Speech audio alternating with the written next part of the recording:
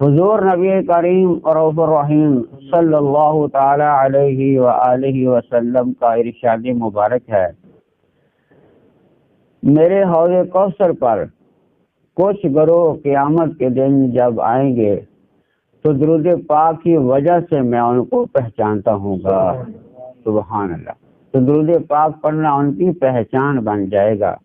تو جس کو حضور علیہ السلام پہچان لیں گے اس پر اللہ تعالیٰ کے انعام و کرام ہوں گے۔ اس لیے ہمیں ضرور اپنے آقا علیہ السلام کی بارگاہ میں کثرت سے درود و سلام کے تحفے پیش کرتے ہی رہنا چاہیے۔ اصول و برکت ایک دفعہ درود پڑھ لیجیے۔ اللهم صل على سيدنا ومولانا محمد وعلى آل سيدنا ومولانا محمد وبارك وسلم صلی علیہ۔ اللہ رب العالمین نے قرآن مجید فرقان حمید میں ارشاد مبارک فرمایا، وَهُوَ الَّذِي يَتَوَفَّاكُم بِاللَّيْلِ وَيَعْلَمُ مَا جَرَحْتُم بِالنَّهَارِ ثم يبعثكم فيه ليقضى أجل مسمى ثم إليه مرجعكم ثم ينبئكم بما كنتم تعملون۔ سبحان اللہ۔ اللہ کریم نے اس آیت مقدسہ میں یہ ارشاد مبارک فرمایا ہے، اور وہی ہے جو رات کو تمہاری روحیں قبض فرما لیتا ہے، اور جو کچھ تم دن میں کماتے ہو اسے بھی جانتا ہے، پھر تمہیں دن کے وقت اٹھاتا ہے تاکہ مقررہ مدت تمہاری جو ہے وہ پوری ہو جائے، پھر اسی کی طرف تمہارا لوٹنا ہے، پھر وہ تمہیں بتا دے گا جو کچھ تم کرتے تھے دنیا میں۔ اللہ رب العالمین اس آیت مقدسہ میں اپنے بے شمار حکم ارشاد فرمائے ہیں۔ ایک تو اللہ رب العالمین نے یہ ارشاد فرمایا کہ رات کے وقت جب ہم سوتے ہیں، یہ سونا جو ہے یہ کہ بندے کا کمال نہیں ہے، یہ بھی اللہ تعالیٰ کی عطا ہے۔ نیند جو آتی ہے ہمیں، نیند بھی اللہ رب العالمین کے حکم سے آتی ہے۔ تو نیند کی حالت میں ہوتا کیا ہے کہ جب ہم نیند میں جاتے ہیں بے خبر ہو جاتے ہیں، دنیا سے بے خبر، اپنے آپ سے بلکہ بندہ بے خبر ہو جاتا ہے۔ ایک ایسی کیفیت میں، ایک ایسی حالت میں بندہ پہنچ جاتا ہے کہ بندہ ایسے ہوتا ہے جیسے مرا ہوا ہے۔ تو اس سونے کی مثال، بلکہ سونے کو اللہ کریم نے یہ بیان فرمایا ہے کہ وَهُوَ الَّذِي يَتَوَفَّاكُم، کہ رات کو جب وہ تمہاری روحیں قبض فرماتا ہے، تمہیں مار دیتا ہے، تمہیں سلا دیتا ہے۔ یہ سونا بھی ایک مار جانا ہی ہے۔ جیسے ہمارے آقا علیہ السلام یہ ہمیں دعا بھی ارشاد فرماتے ہیں، اور صبح کے وقت جب اٹھو تو دعا کیا کرو اللہ تعالیٰ کی بارگاہ میں، الحمدللہ الذی احیانا بعد ما اماتنا والیہ النشور، کہ اللہ تعالیٰ کی تعریف کرو کہ شکر ہے اللہ رب العالمین تیرا کہ تو نے ہمیں دوبارہ مرنے کے بعد زندہ کیا۔ یعنی یہ سونا بھی ایک موت ہی ہے۔ تو اس لیے اللہ رب العالمین نے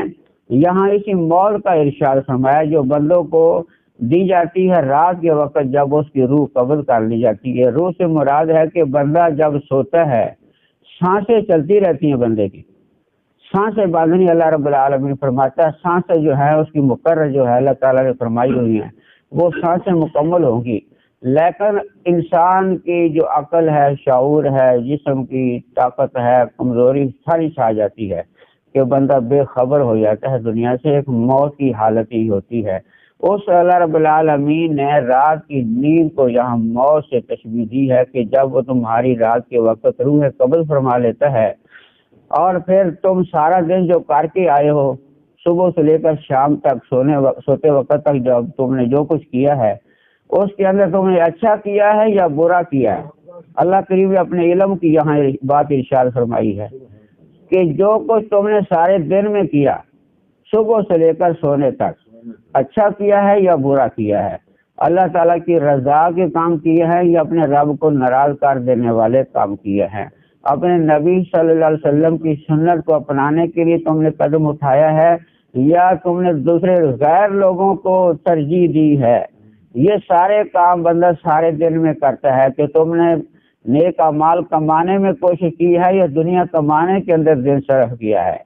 یہ سب کچھ جو سارا دن انسان کرتا ہے، اللہ کریم ارشاد فرماتا ہے وَيَعْلَمُ، اللہ کریم سارے دن کو جانتا ہے تمہارے اعمال جو کرتے آئے ہو۔ تو یہ تمہیں نیند یہ دی ہے، اس سے تم اور راحت پالو۔ راحت پانے کے لیے بندے کو نیند دی جاتی ہے کہ بندہ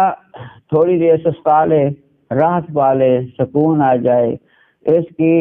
جب صبح ہوتی ہے نا تو بندہ ایسے صبح اٹھتا ہے کہ بندہ جو ہے بالکل تر و تازہ ہوتا ہے، کہ بندے کی دل کی تھکاوٹ ختم ہو گئی ہوتی ہے، آنکھوں کو بھی سکون ہوتا ہے، کانوں کو بھی سکون ہوتا ہے، سارے جسم کو سکون ہوتا ہے جب صبح بندہ اٹھتا ہے۔ تو رات کے وقت یہ نیند ایسی ہے کہ انسان کو سکون دے دیتی ہے، سکون کی ایک نیند ہوتی ہے یہ۔ تو اس لیے خاص کر جو نیک لوگ ہیں نا، ایک مثال ہے یہ نیند، دنیا کی نیند نیک لوگوں کے لیے تو خاص کر مثال ہے کہ جب بندہ صبح اٹھتا ہے سکون ہوتا ہے، اس کو بے فکر ہوتا ہے، ہر غم سے آزاد ہوتا ہے۔ اسی طرح جب بندہ دنیا میں نیک کام کر کے جائے گا نا، قیامت کے دن اٹھے گا کسی طرح سکون سے جائے گا نیک آدمی۔ تو جو رات کو سارا دن گناہ کر کے سویا، سارا دن گناہ کرتا ہے، صبح اٹھتا ہے جب اس کو پھر وہ فکر لگ جاتی ہے، اس کو وہی صدمہ ہوتا ہے جو سارے دن کا اس کو ہوتا ہے۔ اس لیے جو گناہ گار ہے جب وہ اٹھتا ہے تو اس کو وہی دوبارہ اس کے اوپر بوجھ مسلط ہو جاتا ہے۔ اس لیے نیک لوگوں کو تو اللہ رب العالمین کی رحمت دنیا میں بھی میسر آتی ہیں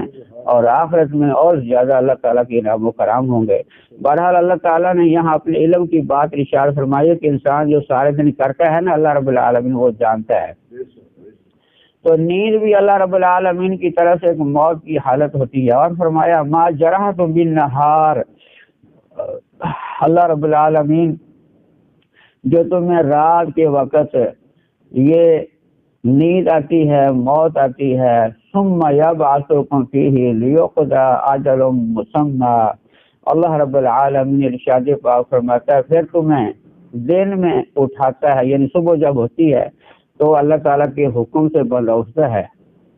کئی لوگ جو ہوتے ہیں ایسے جن کا وقت پورا ہو گیا ہوتا ہے، ان کے روح رات کے وقت سانسیں مکمل ہو جاتی ہیں تو صبح اٹھ ہی نہیں سکتے۔ کئی لوگ ایسے آپ نے سنے ہوں گے واقعات کہ رات کو سویا تھا صبح اٹھا ہی نہیں، موت کی حالت میں چلا گیا، مر گیا، تو اس کا وقت پورا ہو گیا، اس کی سانسیں پوری ہو گئی، کیونکہ انسان کی سانسیں لکھی ہوئی ہیں، جتنی سانسیں انسان نے دنیا میں لینی ہیں وہ سب لکھی ہوئی ہیں، جب پوری ہو جاتی ہیں رات کے وقت پوری ہوتی ہیں تو رات کو بندہ پھر صبح اٹھتا ہی نہیں ہے، فوت ہو جاتا ہے۔ جن کی سانسیں باقی ہوتی ہیں صبح اللہ رب العالمین ان کو بیدار کر دیتا ہے اور ان کو دوبارہ دنیا میں بھیج دیتا ہے، دنیا میں دوبارہ ان کو وقت ملتا ہے کہ جاؤ کچھ اور تم جو کرنا چاہتے ہو کر لو، تمہیں آزادی ہے، آزادی ہے، اچھا کرو یا برا کرو، آزادی ہے اس کی اللہ رب العالمین کی طرف سے۔ تو اس لیے انسان جو اللہ رب العالمین ارشاد پاک فرماتا ہے اٹھایا اس لیے جاتا ہے انسان کو جگایا اس لیے جاتا ہے، جو اللہ کریم ارشاد پاک فرما رہا ہے کہ ثم یبعثکم فیہ لیقضی اجل مسمى، اس لیے تمہیں اٹھایا جاتا ہے کہ میعاد پوری کر لو، جو تمہاری میعاد ہر انسان کی میعاد لکھی ہوئی ہے، وقت لکھا ہوا ہے، جب اس نے مرنا ہے، مرنے کا وقت اس کا مقرر ہے کہ فلاں وقت جب آئے گا انسان دنیا سے چلا جائے گا۔ اس وقت نہ کوئی ڈاکٹر روک سکتا ہے، نہ کوئی طبیب روک سکتا ہے، نہ حکیم روک سکتا ہے، کوئی روک ہی نہیں سکتا، کیونکہ اللہ تعالیٰ کے حکم کے سامنے کسی کی مجال ہی نہیں ہے کہ دم مار سکے۔ اس لیے اللہ رب العالمین نے ہر ایک کا وقت مقرر کیا ہوا ہے کہ انسان کو مہلت دی جاتی ہے، دن آتا ہے تو اور مہلت دی جاتی ہے کہ جا دیکھ لے آج تم اپنے رب کی فرما برداری کرتے ہو یا نافرمانی کرتے ہو۔ انسان کو پھر دیکھا جاتا ہے، مہلت دی جاتی ہے، پابندی لگائی نہیں جاتی، لیکن بندے کو حکم دے دیا گیا، راستہ بتا دیا گیا، یہ اچھا راستہ ہے یہ برا راستہ ہے، اپنی مرضی سے چلو جس راستے پر چاہو، اگر اچھے راستے پر چلو گے تو آگے منزل بھی اچھی تمہیں نصیب ہوگی، برا راستہ اختیار کرو گے تو آگے پھر راستہ بھی جگہ بھی بری ملے گی۔ کہ اس لیے اللہ رب العالمین دن کے اندر جو انسان کو زندگی عطا فرماتا ہے صبح کے وقت، وہ اللہ کریم ارشاد پاک فرماتا ہے اس لیے ہم دیتے ہیں تاکہ تم دنیا کی میعاد جو ہے سانس جو باقی تمہاری رہ گئی ہیں وہ پوری کر لو۔ ثم الیہ مرجعکم، اللہ رب العالمین فرماتا ہے جب تمہاری سانسیں پوری ہو جائیں گی، مدت پوری ہو جائے گی، پھر تمہیں اپنے رب کی بارگاہ میں آنا ہی ہے، رب کی بارگاہ میں۔ ثم الیہ مرجعکم، تم اپنے رب کی بارگاہ میں پیش ہوگے، تمہیں اللہ تعالیٰ کی بارگاہ میں لا کھڑا کیا جائے گا۔ انسان کو مرنے کے بعد، یعنی کہ ایک تو یہاں زندگی دوبارہ جو شروع ہوگی مرنے کے بعد، اصل زندگی تو وہی شروع ہو رہی ہے۔ تو اللہ رب العالمین ارشاد پاک فرماتا ہے کہ مرنے کے بعد دوبارہ اللہ رب العالمین کی بارگاہ میں بندہ جو ہے پیش کیا جائے گا۔ تو اسے ہر بندے کو یہ اپنا ذہن بنانا چاہیے کہ یہ نہ سمجھے کہ دنیا کی زندگی ہے بس صرف اس کو موج سے اڑا لو یا موج سے اپنی مستی کر کے زندگی بسر کر لو، یہ انسان خسارے میں ایسے لوگ ہیں۔ تو اس لیے جو یہ فکر کرتا ہے کہ میں اپنے رب کی بارگاہ میں پیش ہوں گا، اپنے رب کی بارگاہ میں کھڑا ہوں گا، تو وہاں کھڑے ہونے سے جو ڈر جاتا ہے کہ میرا رب مجھ سے پوچھے گا بھی میں نے تمہیں بھیجا تھا فلاں کام کرنے کے لیے، تم کر کے کیا آئے ہو، جب اس بندے کو یہ فکر لاحق ہو جاتی ہے، بلکہ اللہ تعالیٰ نے قرآن پاک میں خود ارشاد پاک فرمایا ہے جو ہماری بارگاہ میں کھڑے ہونے سے ڈرتا ہے، ڈرنے کا مقصد یہ ہے کہ وہ ڈرتا ہے کہ رب کی بارگاہ میں پیش ہوں گا تو میں نیک عمل کر کے جاؤں، دنیا میں وہ نیکی کرتا ہے، ڈرتا وہی ہے جو نیکی پھر کرتا ہے، جو ڈرتا ہے وہ نیکی کرتا ہے۔ تو اللہ کریم نے فرمایا والی من خاف مقام ربہ جنتان، اللہ کریم نے فرمایا جو ہماری بارگاہ میں کھڑے ہونے سے ڈرتا ہے کہ ہماری بارگاہ میں کھڑا ہوگا تو کیا جواب دے گا، اس ڈر کی وجہ سے وہ بندہ کوشش کرتا ہے کہ میں اپنے رب کی تابعداری کر لوں، اپنے رب کی فرم برداری کر لوں۔ تو اللہ کریم ارشاد پاک فرماتا ہے وہ ہم سے ڈرنے والا بندہ جو ہے نا، باقی لوگوں کو کہ ہم جنت عطا فرمائیں گے، لیکن ڈرنے والے کو جنتان، زیادہ جنتیں عطا فرمائیں گے ڈرنے والوں کو۔ تو ڈرنا ایک جو ہے نا، ایک ہے زبان سے کہنا، ایک ہے عمل کر کے دکھانا۔ جو بندے کہتے ہیں کہ ہمیں رب سے ڈر لگتا ہے اور ڈر بھی لگتا ہے لیکن نماز بھی نہیں پڑھتے، یہ کہاں کا ڈر ہے؟ ڈر بھی لگتا ہے اور پھر وہ گناہ بھی نہیں چھوڑ رہے، یہ کیا اپنے آپ سے دھوکہ کر رہا ہے انسان یا کسی اور کو دھوکہ دے رہا ہے؟ حالانکہ اللہ تعالیٰ کی بارگاہ میں اس کا ہر عمل لکھا جا رہا ہے، اس کی ہر حرکت لکھی جا رہی ہے، اس کی زبان سے نکلنے والا ہر جملہ لکھا جا رہا ہے۔ انسان کہتا ہے کہ مجھے رب سے ڈر لگتا ہے، ساتھ ساتھ وہ سنت کو اپناتا بھی نہیں، کہتا ہے رب کی بارگاہ میں نے پیش ہونا ہے تو اس کے نبی کی سنت کو چہرے پر سجانے کے لیے تیار نہیں، کہتا ہے کہ رب کی بارگاہ میں مجھے پیش ہونا ہے، ڈر لگتا ہے تو اس کی فرما برداری کے لیے، نماز کے لیے، روزے کے لیے، حج کے لیے، زکوٰۃ کے لیے، صدقہ خیرات کے لیے، نیکی کے کاموں کے لیے تیار ہی نہیں، وہی کہتا ہے کہ مجھے ڈر لگتا ہے۔ یہ ڈر دھوکے کا کہنا ہے، اس کا اپنے آپ کو دھوکہ دینا ہے۔ اگر ڈر ہوتا اس کو تو آج ہر اس کی ادا اپنے نبی کے مطابق ہوتی، اپنے نبی کی سنت کے مطابق یہ عمل کرتا، کیونکہ رب کی بارگاہ میں وہ عمل قبول ہے جو پیارے آقا علیہ السلام کی سنت ہے۔ سنت سے ہٹ کر کوئی آدمی جتنا اچھا مان لے اللہ تعالیٰ کو کوئی پسند نہیں، کہ انسان کو چاہیے کہ سنت کے مطابق جو ہمارے آقا علیہ السلام نے پسند فرمایا ہے، اللہ تعالیٰ نے بھی ارشاد فرمایا لقد کان لکم فی رسول اللہ اسوۃ حسنہ، میرے نبی کریم صلی اللہ علیہ وسلم کی زندگی مبارک تمہارے سامنے نمونہ ہے۔ تو وہ حضور علیہ السلام کی زندگی مبارک کو سامنے رکھ کے اپنا عمل کرے۔ جو دوسروں کو اپنا آئیڈیل بنائے گا، دوسرے انگریزوں کو یا کسی غیر مسلم کو یا کسی اور کو اپنا آئیڈیل بنائے گا، اپنے نبی صلی اللہ علیہ وسلم کی سنت سے دور ہو جائے گا تو پھر اس کا عمل وہ قبول نہیں کیا جائے گا۔ عمل وہی قبول ہے جو سنت کے مطابق ہے، جو اپنے نبی کی سنت سمجھ کے عمل کرتا ہے وہ عمل قبول ہے۔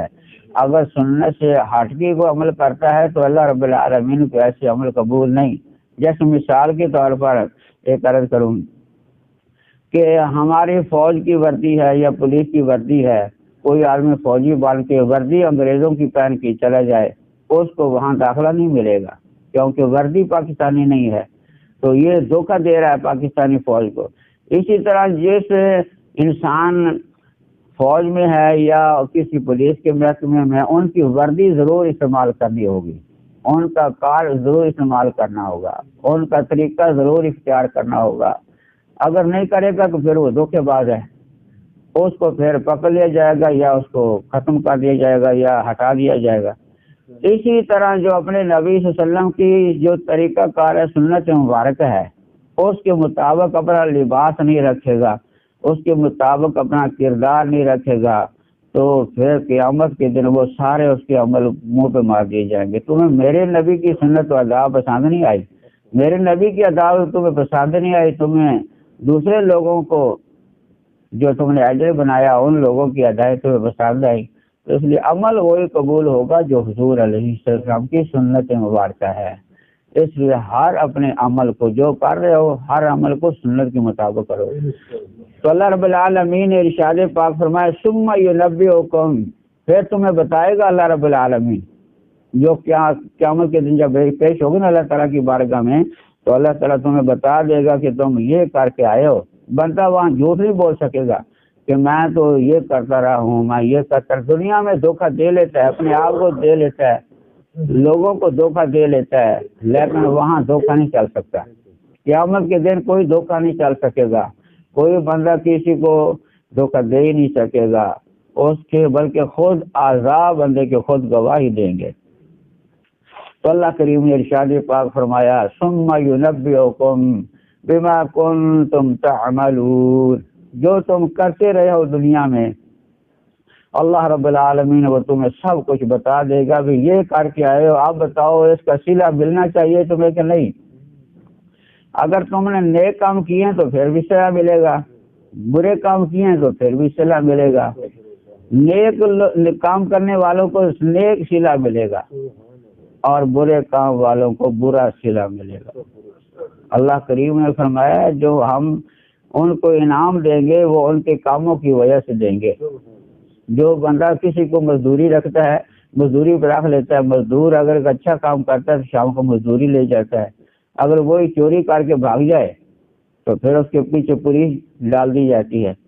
تو اس لیے جو فرما بردار رہے گا وہ انعام پائے گا، اور جو نافرمان ہو جائے گا پھر اس کے لیے دوسری سزا ہے۔ اللہ رب العالمین اس سے سب کو محفوظ رکھے۔ کوشش کرنی چاہیے انسان کو کہ ہمارا ہر عمل اپنے نبی صلی اللہ علیہ وسلم کی سنت کے مطابق ہو، کیونکہ قیامت کے دن ہماری شفاعت بھی ہمیں امید ہے اپنے نبی صلی اللہ علیہ وسلم سے کہ ہمارے آقا علیہ وسلم ہماری شفاعت فرمائیں گے، تو ان کی سنت کو اپنانے کے لیے تیار نہیں ہے۔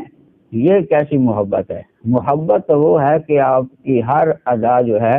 حضور علیہ السلام کی سنت کے مطابق ہونی چاہیے۔ تو بہرحال اللہ تبارک تعالیٰ نے یہ ہر دن جو ملتا ہے، ہر دن اللہ تعالیٰ کی طرف سے ایک انعام ہے، ایک بولت ہے بندے کے لیے۔ وَهُوَ الَّذِي يَتَوَفَّاكُم بِاللَّيْلِ، وہی ہے جو رات کو تمہاری روح قبض فرما لیتا ہے۔ تو یہ اللہ تعالیٰ کی طرف سے یہ ہے، یعنی طاقت اللہ تعالیٰ کی ہے، بندے کو اللہ تعالیٰ کی طاقت دکھائی جا رہی ہے کہ یہ بندے کی نہیں طاقت ہے، یہ اللہ تعالیٰ کی طاقت ہے۔ یہ دن کا آنا، رات کا آنا، یہ اللہ تعالیٰ کے حکم سے آتا ہے، یہ اللہ تعالیٰ کی طاقت ہے۔ بندے کو سلا دیتا ہے، یہ اللہ تعالیٰ کی ہی طاقت ہے۔ اس لیے اللہ رب العالمین نے اس سے پہلی آیت مقدسہ میں بھی اللہ تعالیٰ کے کمال علم کا آپ نے بیان سنا کہ اللہ تعالیٰ کا علم بڑا ہی وسیع ہے، تو اس آیت مقدسہ میں بھی اللہ تعالیٰ کے کمال قدرت کا بیان کیا جا رہا ہے۔ تو ارشاد مبارک فرمائے وہی اللہ رب العالمین ہے جو رات کے وقت تمہاری روح قبض فرما لیتا ہے، تمہاری قوت احساس ذیل کر کے تمہیں میت کی طرح کر دیتا ہے، جیسے تم پر نیند مسلط ہو جاتی ہے اور تمہارے تصرفات اپنے حال پر باقی نہیں رہتے، پھر وہ تمہیں دن کے وقت اٹھاتا ہے تاکہ تمہاری زندگی کی مقرر مدت جو ہے وہ پوری ہو جائے اور تمہاری عمر اپنی انتہا کو پہنچ جائے۔ پھر مرنے کے بعد آخرت میں اسی کی طرف تمہارا لوٹنا ہے، پھر وہ تمہیں ان اعمال کی جزا دے گا جو تم کچھ کرتے رہے ہو دن رات کے وقت، وہ سارے عمل تمہارے سامنے آ جائیں گے۔ یہاں آیت مقدسہ میں پہلے نیند مسلط کرنے اور اس کے بعد بیدار کرنے کا بیان ہوا ہے۔ اس میں قیامت قائم ہونے اور مرنے کے بعد دوبارہ زندہ کیے جانے پر واضح دلیل ہے کہ انسان کو موت کے بعد دوبارہ دن تو ملتا ہے، زندگی ملتی ہے، اسی طرح مرنے کے بعد دوبارہ پھر زندگی ملے گی۔ اللہ رب العالمین اس چیز پر قادر ہے، وہ جو چاہے کر سکتا ہے کہ روزمرہ سونے کے وقت اس طرح کی موت تم پر جو ہے وارد کرتا ہے جس سے تمہارے حواس، تمہارے ظاہری افعال جو دیکھتے ہو، یعنی دیکھنا، سننا، بولنا، چلنا، پھرنا، سب ختم کر دیے جاتے ہیں سوتے وقت۔ تو جب صبح ہوتی ہے اللہ تعالیٰ پھر ان اعضاء کو طاقت دے دیتا ہے، یہ ان اعضاء کو دوبارہ قوت ملتی ہے، دوبارہ جسم کے اندر حرکت آ جاتی ہے۔ یہ اللہ تعالیٰ کے حکم سے ہوتا ہے۔ اس لیے انسان کے لیے ہر چیز بندہ غور و فکر کرے نا، ہر چیز بندے کے لیے اللہ تعالیٰ کی طرف سے ایک پیغام ہے۔ جو پیغام کو سمجھ جاتا ہے وہ سمجھدار ہے، جو بے پرواہ ہو جاتا ہے، لاپرواہ ہو جاتا ہے، پھر وہ اپنا ہی نقصان کرتا ہے۔ اس لیے ہر ایک کو فکر کرنی چاہیے، چند دنوں کی زندگی ہے، نیک عمل کرے، عمل وہ کرے جو ہمارے آقا علیہ السلام نے کر کے دکھائے ہیں۔ دعا اللہ رب العالمین کی بارگاہ میں اللہ تعالی ہمیں سمجھنے کی اور عمل کرنے کی ہمیں توفیق عطا فرمائے۔ افضل ذکر لا الہ الا اللہ، لا الہ الا اللہ، لا الہ الا اللہ،